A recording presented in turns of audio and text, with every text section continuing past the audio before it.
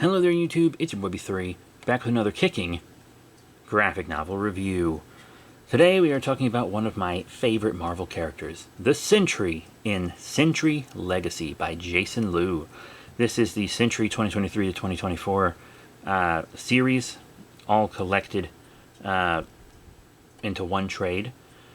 And it is about the return of the Sentry, but not Bob Reynolds, not the Sentry we're used to. Let me read you the back of the book real quick. Who will be the new Sentry? The one-time Avenger is dead, but ordinary people all over the world are suddenly manifesting his incredible powers and experiencing snippets of Bob Reynolds' memories. Will one of them survive long enough to emerge as the new Sentry? Or will their awesome power destroy them? When Misty Knight and Jessica Jones cross paths in search of answers, they open an investigation that will change everything you think you know about the Sentry. As more people begin manifesting Sentry's powers, it's all Misty and Jessica can do to keep track of the incidents, let alone discover any connections between them. Meanwhile, each new Sentry must reckon with their newfound abilities, and unfortunately, one of them is not a team player. Collecting Sentry 2023, numbers 1 through 4 by Jason Liu, Luigi Zagara, David Cutler, and author Heisel. Rated T for Teen from Marvel Comics. Now, before we get into this, I want to talk about Bob Reynolds, the Sentry. Bob was a very troubled man. You see, the Sentry is a story about losing control. Bob Reynolds was not a mentally healthy man. He was, for all intents and purposes, a junkie, and eventually replaced one drug with the power of the Sentry. And he never truly felt that he deserved it.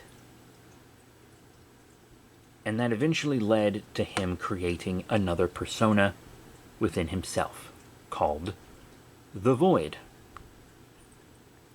The Void did its best to undo all of the good that Bob Reynolds did, because deep down, Bob did not believe that he deserved to be a hero. He did not believe that he could really do any good.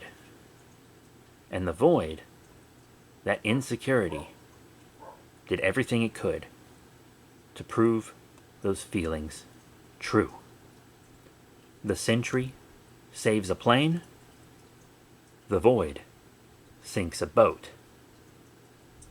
The Sentry saves the planet, the Void tries to destroy it. And the Void is equally as powerful as the Sentry, but perhaps with even more control over these amazing powers: flight, invulnerability, molecule manipulation, light manipulation, super strength, super healing, resurrection, the ability to heal and resurrect others, the ability to calm others, the ability to survive in hostile environments. There are so many powers that the Sentry has, and his weakness is that he is not in control of them at all. So, the Sentry dies, and I know I just said that he had the power of resurrection, but he doesn't always want to resurrect. There have been times where Bob Reynolds has tried to take his own life. In Dark Avengers, for instance, a book that we have reviewed in its entirety, the original Dark Avengers, he flies into the sun and incinerates himself. And he reforms.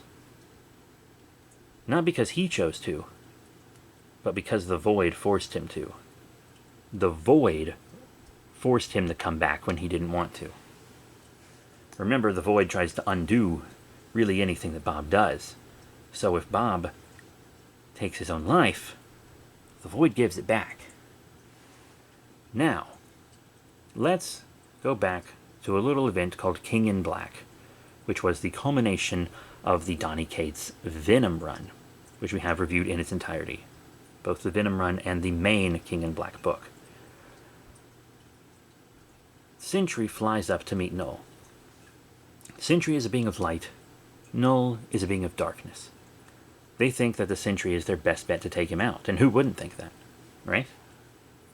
Sentry flies up there, and Null basically just one-hits him. I mean, Null is a god that's older than gods, older than even the Celestials. Null gives the Sentry a rather ironic death, ripping him in half the same way the Sentry ripped Carnage in half years ago. But that's not all Null does. Null takes the Void from Bob. Because of Bob's powers, the Void has kind of become its own living, breathing entity. And Null takes it. The Void is darkness, after all, and Null is the master of darkness, the master of the real Void before existence, so he is able to bend the Sentry's power to his will. The Void is no longer in Bob Reynolds. Nothing is forcing Bob Reynolds to resurrect. He can finally allow himself to rest. This book does not say all of that. It doesn't. I have read everything with the Sentry in it. It's not a hard task to accomplish. He's really not in that much. He doesn't have... Like, there are, of course, cameos I haven't read, but he, in all of his major appearances and all of his solo titles, I have read. Because he's one of my favorites. And I was able to piece all that together. This book does not explain why the Sentry's powers are going around. I mean, it does. But it doesn't explain it in a way that satisfied me. Required reading of some Doctor Strange seems to be necessary. But now that I have gotten all of this lecture about the Sentry that I had prepared out of the way, let's actually talk about Sentry Legacy, the book that we're all here for, yeah? So, the Sentry's powers are manifesting in many individuals, and Jessica Jones is remaking Alias Investigations, so she kind of has something to do to help the community, while her husband, Luke Cage, is being the mayor. And, you know, they're both raising their kids. The kids are with Luke right now in his office. They have their biological daughter, but they also have an adoptive son. If you saw our review, has it gone live yet? At the time of recording this, I'm not sure. It will have gone live before this review. It should have, at least. Devil's Reign, a Marvel Comics event that was the culmination of the first Chip Zdarsky Daredevil run and led into the second. The Purple Man's children were in it. All of them lost their powers except for one. And you remember, the Purple Man is the biggest piece of shit in Marvel Comics. He is a serial rapist. He's evil. He's as evil as it gets. Thanos does not compare to the Purple Man, okay? Thanos is evil, but Christ, the Purple Man is evil. Thanos at least has some honor, you know? But the Purple Man is just a disgusting monster. And I just wanted to say that I think Jessica, and it was her idea to adopt this boy. And when she looks at him, she definitely sees her rapist. But it just shows how far she's come, how much she's grown, and how much she's worked on her trauma. And honestly, I couldn't do it. Are you kidding me? I couldn't raise my rapist's child. That's insane. And I think that's just... It just really shows how magnificent and forgiving that she and Luke are. It's no secret that when it comes to Marvel, most of my favorite characters are actually the street level characters. Sentry is like the exception. Really and truly, he is. But Jessica and Luke have both been very active in Marvel Comics recently, especially with Luke becoming the mayor. So, I'm not surprised at that. I've also read a lot of Misty Knight and stuff, too, recently, I feel like. There was a lot of her in, like, Spider-Man Beyond and whatnot. But yeah, Jessica Jones, she's getting Alias back together. Not a lot of customers. People don't really want to air their secrets to the mayor's wife. But it's something to do, you know? Back to her roots, back to what she's good at. And then, like, a building crumbles.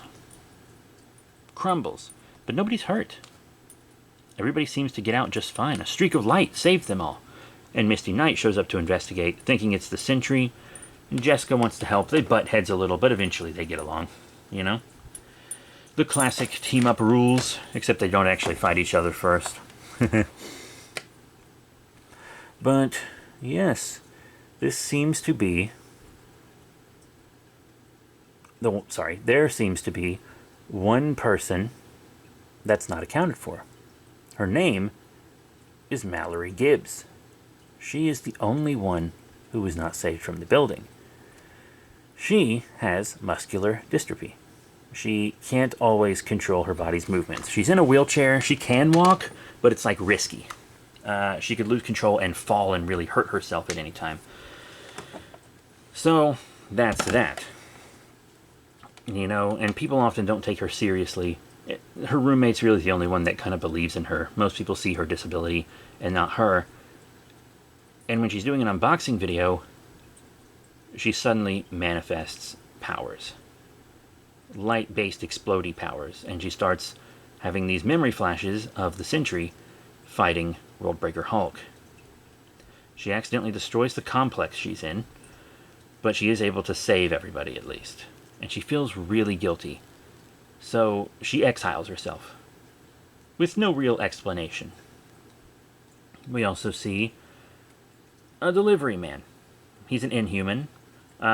His powers don't really do much. He just has kind of a caveman-y, piggish looking face, and really, really thick legs. And the other delivery boys seem to treat him like they treat anybody else. Until they're playing basketball and the powers of the Sentry manifest in him. He sees the memory of the Sentry ripping Carnage in half. And it makes him not only pop a basketball, but blow out some walls and make a crater. Now he also has super hearing, and he can hear all his friends turning against him. They're like, oh, I thought he was one of the harmless muties. Of course, no one in this world seems to know the difference between a mutant and an Inhuman. They're actually not that different. I think there was an event or something that said they're almost the same. That might have been the Judgment Day, maybe? I didn't read Judgment Day, admittedly. But he runs off, and then another man shows up. A man that looks traditionally more like Bob Reynolds. White blonde guy, you know? And he is looking for a fight. He wants to kill everyone else getting the Sentry's powers, because he idolizes the Sentry, and he wants to be the new one. He wants to be the most powerful Avenger. Bad. And he kills the delivery driver. Full stop. Yeah, it's not great. Not at all. So we got our Sentry serial killer. He shows up on the moon, which is, of course, where Mallory has been. She's hiding out there because she doesn't think she can hurt anybody if she just stays on the moon. But this new Sentry guy, he can kind of feel a connection to all the other Sentries. And he goes to her, you know, he thinks she's cute, and he doesn't really see her getting in his way. You know, he thinks, hey, maybe we could smash and be Sentries together. So he kind of leaves her. Kind of leaves her there. Then we see a street magician who's gay, and he's going to do the catch a bullet in your mouth trick. But then some psycho just walks up and says, you're full of shit, catch this bullet, and shoots him dead. But you remember, Sentry has resurrection powers. But now everyone's against him because they think he's a mutant, and, you know, everyone in Marvel is super racist. We also see a working woman develop the powers of the Sentry when she's trying to catch some shoplifters. And this new Sentry, who wants everybody's powers, kills them both. And Mallory's up there on the moon, listening to the planet. And she can hear so many people that need help. But she's afraid. Remember, she has muscular dystrophy. Sometimes her muscles act up and do big twitches and stuff. And, you know, like if her hand shakes and flicks real hard when she doesn't have super strength, well, that's not really a big deal. Might hurt her wrist a little. Otherwise, she's fine. But when you have super strength, probably the greatest super strength on the planet, and that's compared to characters like Thor and Blue Marvel and stuff, you have a weird twitch like that, and your wrist goes hard. Jesus Christ, it could cause a tsunami. Do you understand? But she wants to help people anyway. She saves a boat full of refugees and flies off. Great work. And then we see this new Sentry in his new outfit show up to help the Avengers stop the UFOs. Yeah, the UFOs are always a good one to smack around when you need to establish some power, you know? And this new Sentry says that he wants to help everyone and that he's sane and he doesn't have the problems that Bob Reynolds had. And then Scarlet Witch is like, okay, let me look into your past then. Let me into your mind. And he like freaks out on her. He's like, don't you use your magic on me. This new Sentry is a bigot. He's a full-on bigot. He is red-pilled hard. He doesn't care for anyone, really, other than himself. He just wants to be a hero because the Sentry was a hero, and he basically just wants to be seen as one. But then we go back to Penn Station months ago. All of these people were in the same place at the same time when this glowing zombie guy hit them all with energy. Right? And that seems to be what gave them the Sentry's powers. But why did this glowing guy have the Sentry's powers? We'll find out later. Because right now Mallory is trying to save people from a flood. But she loses control, knocks down a wall, and actually lets the flood into someone's home. Uh-oh. Anyway, the reallocation of Sentry's powers appears to be because of Doctor Strange's resurrection. Yeah. So the glowing man is called a blasphemy cartel agent. I know, it sounds insane, but it was a bunch of rogue agents from like S.H.I.E.L.D., specifically WAND, the mystical division of S.H.I.E.L.D., led by Director Nunn. And they wanted to control New York's mystical underworld by resurrecting dead superhumans like Doctor Strange. So, you know, he and Clea kicked their asses, right? But Director Nunn reanimated the Sentry and possessed it by 100 million insane ghosts, right? But they were eventually able to take him down. I'd love an action figure of this zombie Sentry, by the way. I'd love any Sentry action figure ever. But yeah, so this happened even though Bob chose not to resurrect himself. I assume he chose it based on my little essay I gave at the beginning of this. I think I made some pretty good points, actually, and I did reference comics to cite them, but I hope I'm correct, because they don't really explain why Bob never resurrected by himself after King in Black. That was just my explanation. I felt like that explanation was important for this book, and they never gave it to us. Yeah. Anyway, they kind of showed a lot of these minions mercy. Wiped their minds, scattered them across Earth in safe places. But they seem to have missed this one. And it sent the Sentry's powers into these people, but it doesn't give a reason. Yeah, like, I guess it had the Sentry's powers within it because of the resurrection thing or whatever, but why did it release those powers unto these people? Why did it do that? It doesn't give a motivation for that. It's very odd. I just don't know why it did that. Maybe you could say it did it with the most powerful superhuman in its reservoir in order to take out Doctor Strange, but it didn't have enough power to bend these people to its will or something. You could have bullshitted it, but I don't feel like they really cared to explain it. We also have a Canadian businesswoman who's handling her powers incredibly well. She is balancing her power and her personal life perfectly. She's not destroying everything she touches. She has an incredible handle on these abilities. She's using her super speed to make sure that she's not seen or anything. She doesn't want anyone to know she's saving people. Very generous, very selfless. But this new Sentry shows up, and she makes a connection with him. The people he killed, they're not just dead. They're inside him. He absorbed them into his being.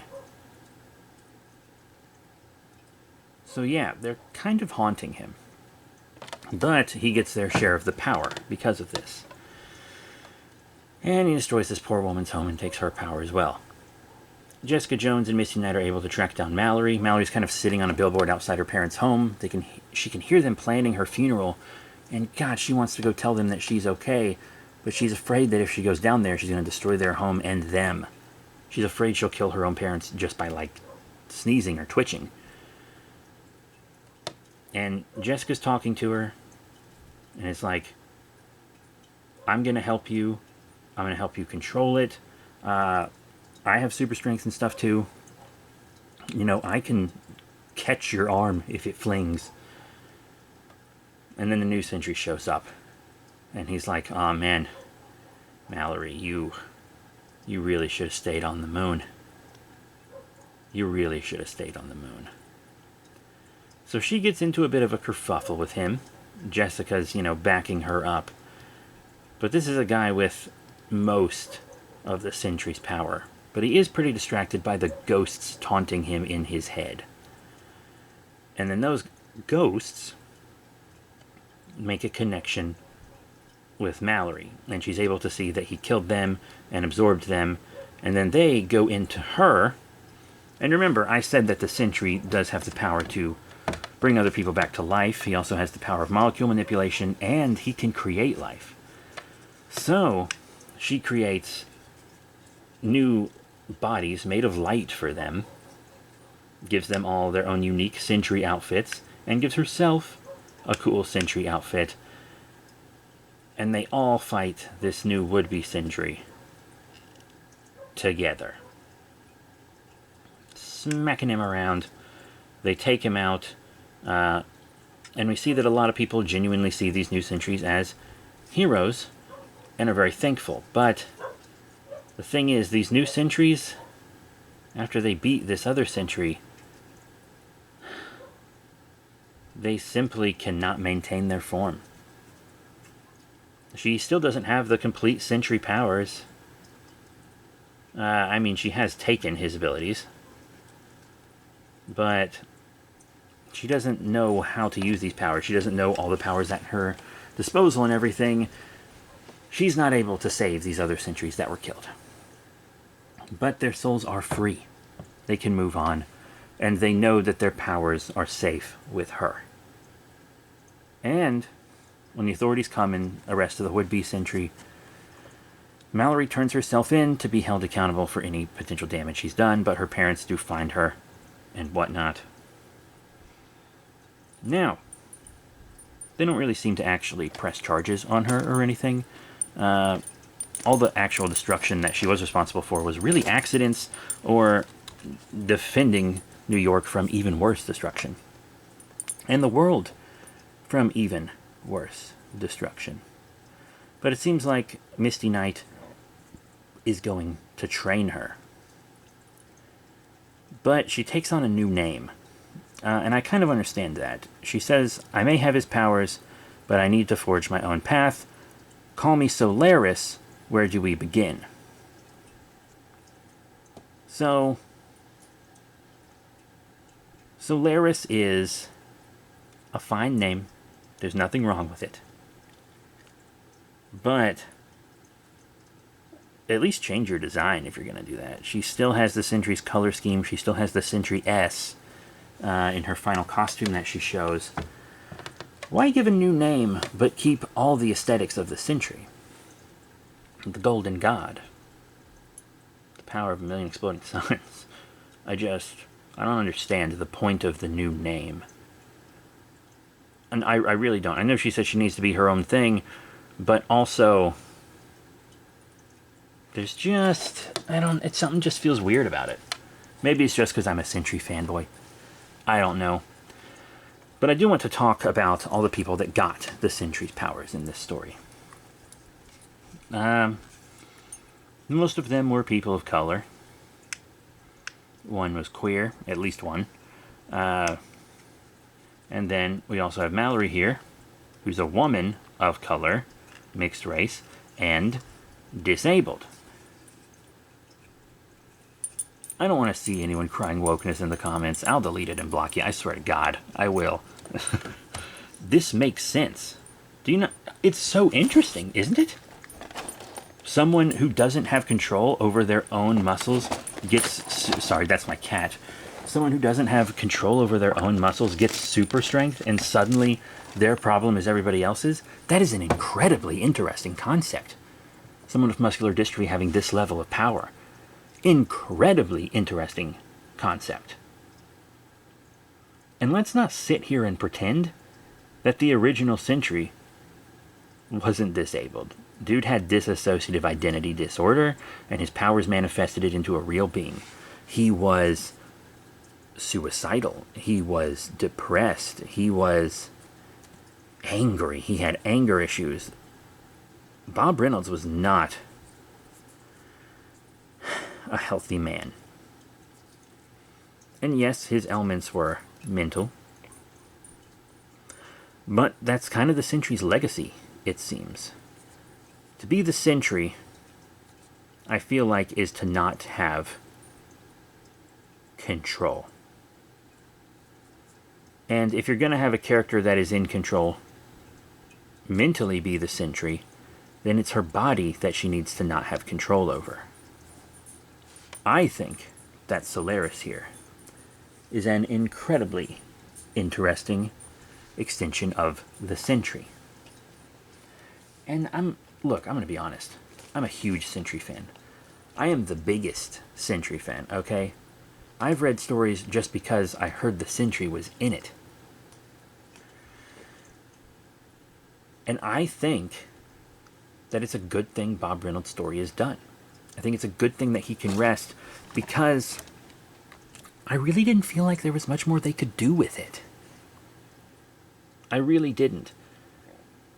Do I wish there would have been some more ceremony to his quote-unquote final death? He probably won't stay dead forever, let's face it.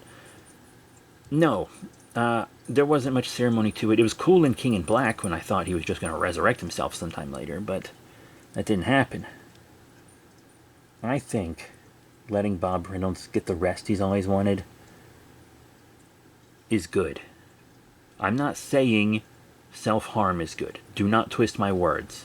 I am not saying that. That is not how the Sentry went out in the end. He went out a hero, saving people. But in that confrontation, he lost the Void. The Void was his mental illness, really. Personified. And when the Void left, Bob, ironically, upon losing this part of himself, became whole. And chose to rest. Once again, it doesn't say he chose to stay dead. But I do believe that. Based on Sentry lore, that is what I think happened. Even though they don't give a lot of good explanation for a lot of this stuff. But this book is a very empowering book for the disabled, for the marginalized, for minorities. Really, it is. It's got some good representation all around. Most of that representation focuses on muscular dystrophy. But even our blonde white male, who's going around killing everybody, he also is not in control. he has incredible anger issues, and when he's haunted by the ghosts of the previous Sentries, he really starts to lose it. So in a way, he also kind of embodied a lot of what Bob Reynolds was, but some of the uglier sides of it. This new Sentry, this Solaris, she can carry a lot of the same weight, but from a physical standpoint instead of a mental one. Yes, she has insecurities about her powers and worries about it, but I mean, it doesn't really seem like it's that much more than any other superhero for the most part, except for when it comes to her muscular dystrophy. I think she's a very interesting character, Mallory. I'm excited to see what Marvel does with her, though I do get the feeling they won't be doing much with her. I think she'll peter around for a bit, and eventually when they feel like it, they'll bring Bob Reynolds back. I am recording this before the Thunderbolts movie comes out. I'm recording this actually before they've even shown us a full design of the Sentry for that film. And I am happy that he's going to be in it. I'm going to see that movie in theaters right when it comes out, specifically because the Sentry is in it. I'm making my partner read the original Sentry Marvel Knights book before it, because I don't want that spoiled for him before the movie happens, you know? Or before he can read it after we've seen the movie, I mean. But I feel like she could be a great new chapter for the Sentry if Marvel lets her. But I feel like they might not. I don't know. The book is very empowering for those who are marginalized, for those who are kind of looked down on by society. And it is good. It's a story that reads really fast because it is short. But I wasn't bored for any of it. I thought it was good. I felt like the Sentry was understood and built upon in ways, but I also felt like they could have explained more about why Bob didn't come back. Why did a character with resurrection powers not return? I think I gave a pretty good information based on Sentry, a pretty good theory based on information in Sentry lore that I've accumulated over the years. And I know it might not be perfect, but that's my headcanon. When the void was taken from him, he finally had the ability to choose to stay at rest, and he chose to stay at rest. And then his powers were brought back by these mystical people. I don't know. I don't read Doctor Strange. Once again, I read mostly street-level Marvel stuff. Except the Sentry. But that is it for Sentry Legacy. It was enjoyable. I think I've probably given this book more attention than anyone else. I mean, this little book that's just to quickly make a new Sentry before the Thunderbolts movie comes out is probably just a mandated thing by Marvel to get the Sentry back in the pages before the Thunderbolts movie. But, you know, it's very clear that a lot of people worked very hard on this book and put a lot of heart into it, and I think it deserves attention, just like any Spider-Man or Iron Man or Avengers book would. The Sentry is underrated. The Sentry is incredible. People call him Marvel's Superman. And yeah, he's got a big S and a big cape and a lot of similar powers, but character-wise, incredibly different. Yes, he's a Superman analog, but calling him Marvel's Superman I feel like isn't fair. The Sentry has earned his uniqueness as a character, separate from Superman and other Marvel characters, and maybe one day Marvel will acknowledge that. I get that it's hard to write for the Sentry because he is so powerful, but it can be done, and we've shown it can be done over and over, especially in a team setting. So I am excited to see where this goes, but I'm not sure it'll go anywhere. Anyway, that is it. Thank you all very much for your support. Remember to rate, comment, subscribe. Check out all the cool links in the description below. Facebook, Twitter, etc. And I'll be seeing you all next time. Bye for now.